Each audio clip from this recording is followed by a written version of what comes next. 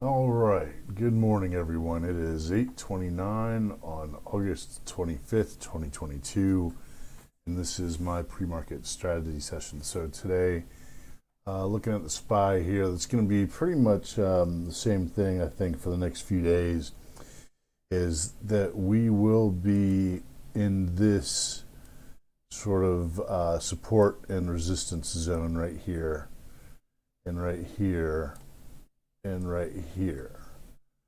So we've come back to these areas again.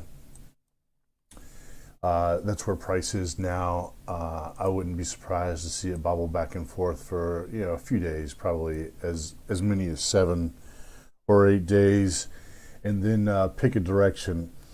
You know, the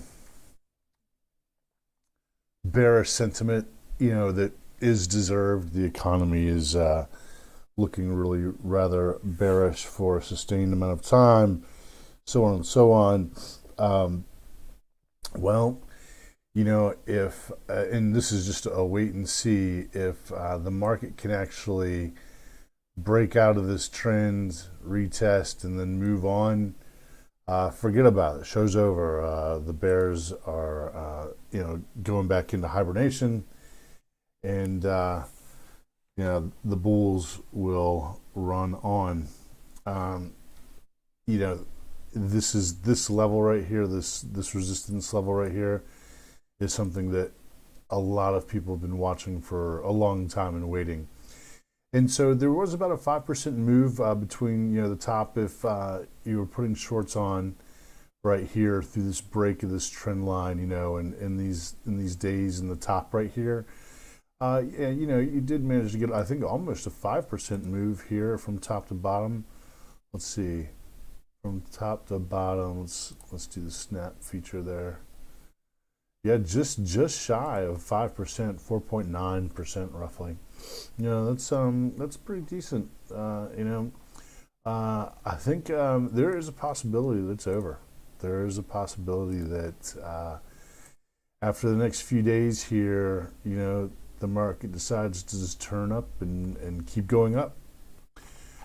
Breaking through this support and resistance line right here. Actually, it's just only a resistance line. It's not support until the market gets above it, retests, and moves on.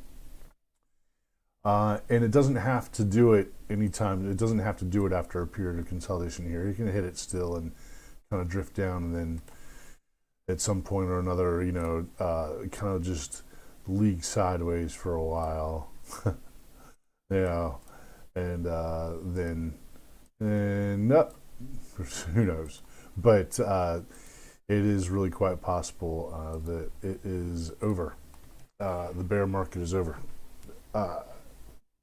for the SPY. For assets that have higher risk, like tech, it's really quite possible there could be a significant divergence between tech, small caps, and the S&P. These things tend to move, in tandem. I mean, you can see how similar the charts are. Here's the SPY. Here's the SPY chart. Here are the Qs. And here's the Russell. Very, very similar. With some very minor discrepancies. So, it's really quite possible that we could see a significant divergence between the performance of the SPY versus the performance of the Qs and the IWM, the Russells, small caps. Here's Bitcoin. Bitcoin long-term bullish.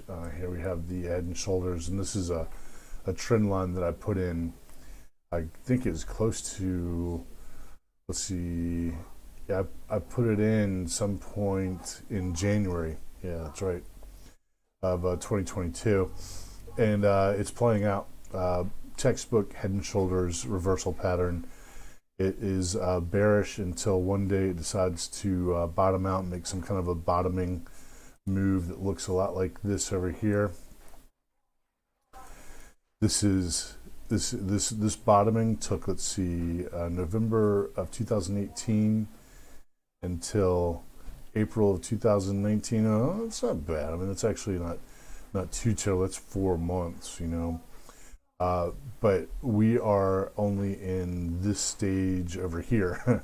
So it could take an entire year for this thing to finally start moving, actually bottoming out and then moving up again. So, yeah, short or long term, Bitcoin is on this trajectory right here. All right, everybody, good luck out there. Keep your wrists tight. Click like, share, subscribe, leave a comment, tap the bell, and I will see you at tomorrow morning's strategy session. I am out.